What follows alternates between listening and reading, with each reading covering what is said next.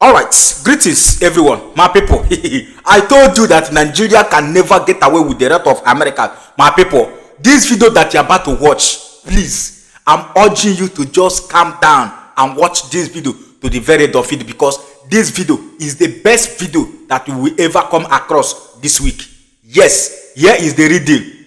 After the investigation that these congressional men carried out since last week, my people, here is the real finding. America have gotten what they needed to take use against Nigeria. So it's a win-win to us. Please watch this video with a happy mood. I don't want to talk too much. Let's enjoy the video. You will be shocked and amazing as well. Let's go there. Don't go anywhere. Hey, thank you, sir, from Dr. Sigan Suwumi. And First of all, let me say that on behalf of the people of Nigeria, we thank and truly appreciate the efforts that you put in that country's issues. The second thing that needs to be said very clearly is that the designation as a CPC has done much more than you can imagine its weight in words. The first is that it has given hope to a cross-section of Nigerians that someone is finally listening to what's going on and Nigeria now matters. Like a bicycle attitude, those with the responsibility of running our country have had over the years. At least now we can see that they are now beginning to shape up, albeit slowly. Now let me try and say very, very firmly without missing words. I'm a Nigerian, I live in Nigeria, I flee from Nigeria. And I have a duty to explain how things should be and how things are. Sometimes when you want to do a good, if you don't get all of the issues from the perspective of those on the inside, they might mistakenly even terrorism. No nation has been able to do it without improvisation or rhetorics. The only part is to be firm, responsible, comprehensive, respect international law. The second thing that needs to be said is that defeating extremism requires rebuilding what the terror people seek to destroy. Community devastated by violence needs more than sympathy.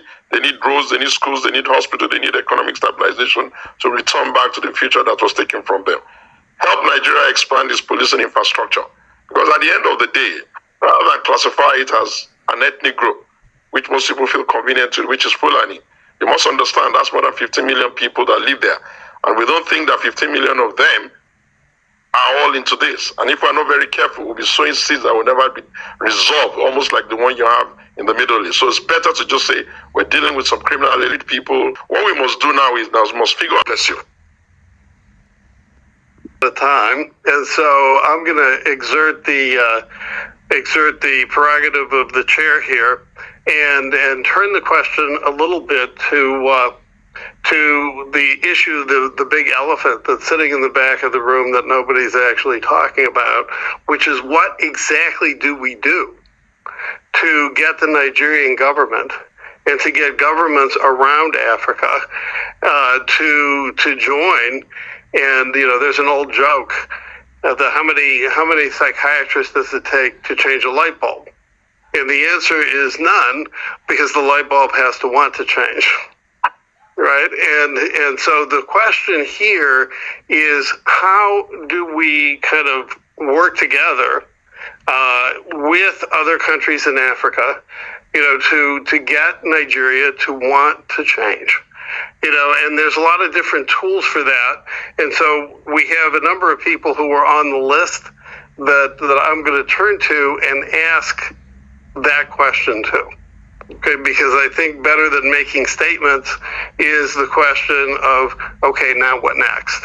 Okay, and so the first person I'm going to put on the spot is Ambassador, Madam Ambassador, who was the person, she was the ambassador to South Africa, and she understands the diplomatic kind of kabuki dance that diplomats have to do to get people to go along with controversial ideas. So is there a microphone that we can, so that you don't have to get up, is there a microphone we can? Okay. Thank you, sir. Thank you, gentlemen.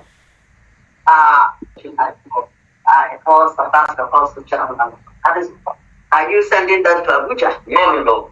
Can you direct? Don't send that to Abuja. No. All right. Don't talk Abuja for the right now. Yeah. Well, it's on Zoom anyway. It has to do immediately, which is the question you asked. Post every soldier to his state of origin. Post every Nigerian soldier to his state of origin. They will not allow their people to be killed and slaughtered. Because national loyalties in Nigeria are primordial.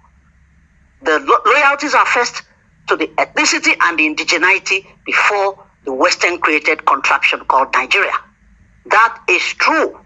People owe more loyalties to their Afanifere, to their Ohanese, to their Arewas before the country Nigeria. And it is constitutional. There is a section in the Nigerian constitution that every single Muslim government who have ruled Nigeria more than other administrations have not allowed to be touched.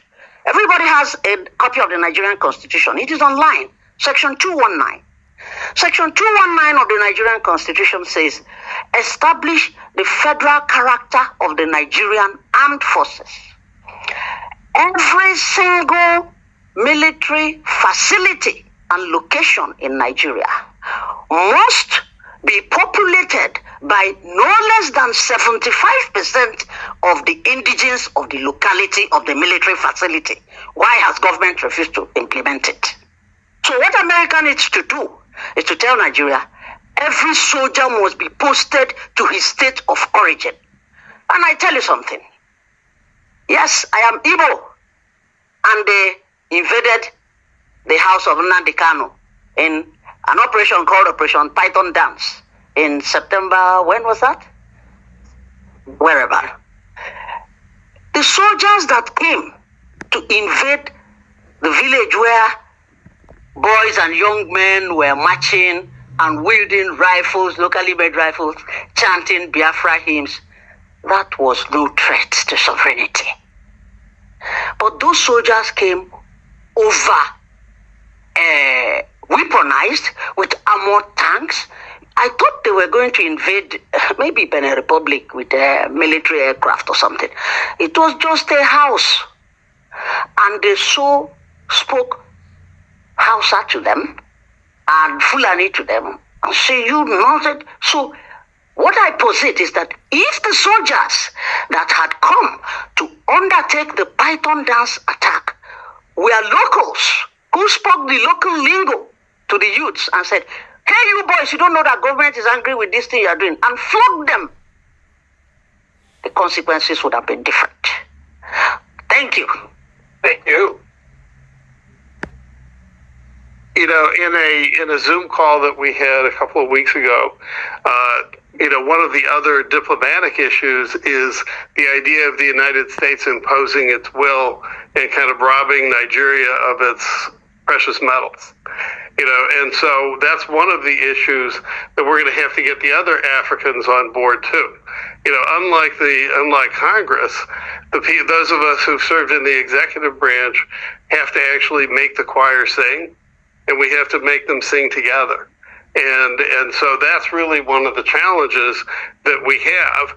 And so let me just now turn to Dr. Sylvester Onya, and I'm going to give him the microphone and say, and please keep it short, what specifically would you have the administration do to engage the Nigerians in a useful conversation? Thank you so much. Thank you, Congressman. Thank you for having me here. Thank you, Icon. One and foremost thing that somebody have said here is truth. Nigeria is supposed to embrace the truth.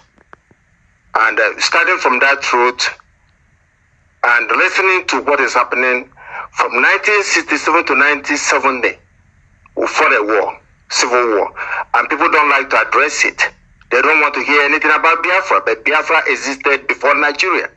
So what had happened is that Nnamdi Kanu, the whistleblower about this particular genocide, Christian genocide that is happening now, that all of us have agreed on, they went after him. because he was alerting people that this is going to happen, and they have just happened.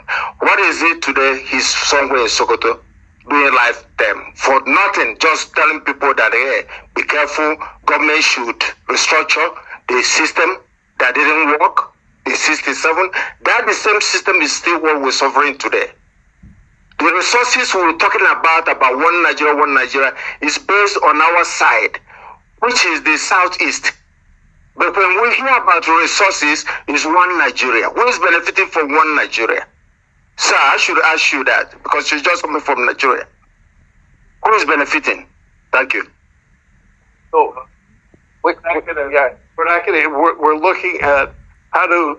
You're seeing part of the problem here, but I'd like to ask Judge Saul, who's working with the with people on the ground, to say what precisely do you need from the United States government and from the Nigerian government to solve some of these problems?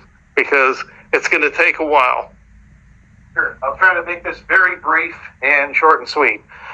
What we need from the American government is partnership with local village security teams and local authorities.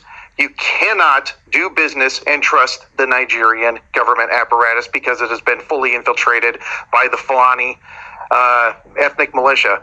The other thing that the U.S. government needs to do is the State Department, the embassy, and the various agencies need to get on the same page.